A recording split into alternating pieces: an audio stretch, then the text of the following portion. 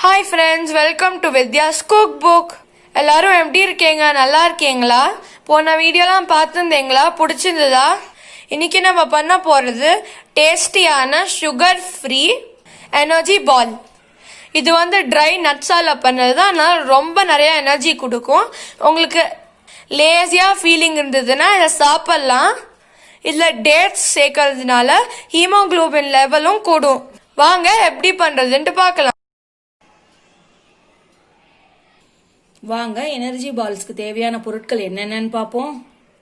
இந்த பால்ஸுக்கு சர்க்கரை தேவையில்லை, நம்ம சர்க்கரை இல்லாமல் எடுத்துக்க போகணும். பேரிச்சப்பழம் 2 கப், உலர்ந்த திராட்சை 1 கப். நான் எல்லா அளவும் இந்த கப்பால் தான் எடுத்திருக்கேன்.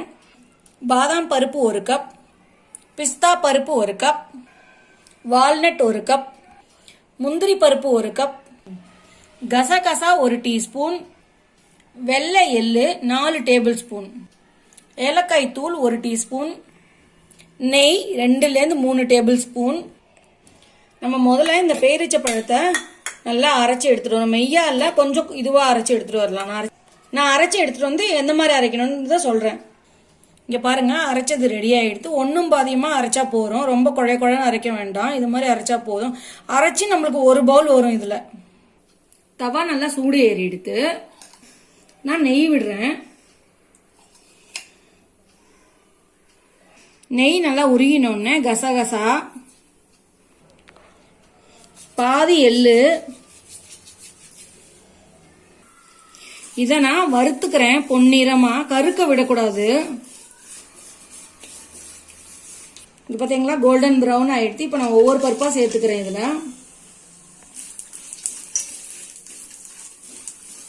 நான் பாதாம் பருப்பு சேர்த்துருக்கேன். இப்போ பிஸ்தா, முந்திரி, வால்நட், உலர்ந்த திராட்சை, ஏலக்காய் பவுடர், இது எல்லாத்தையும் சேர்த்து நல்லா வறுத்துக்கிறேன். கருக்க விடாம வறுக்கணும்.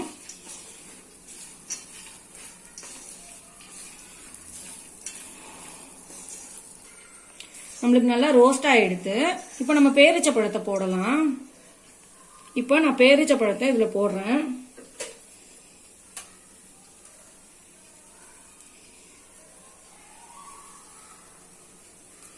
இதை நம்ம நல்லா மிக்ஸ் பண்ணிப்போம்.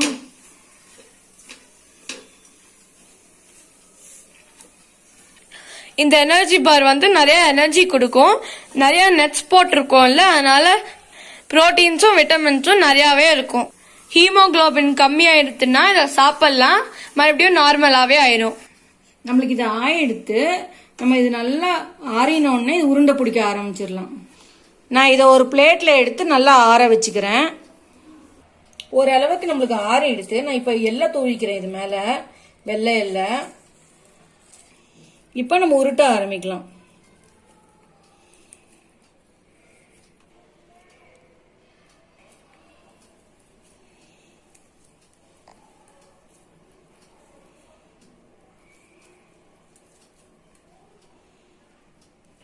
Sugar free energy ball ready ஆயிடுத்து.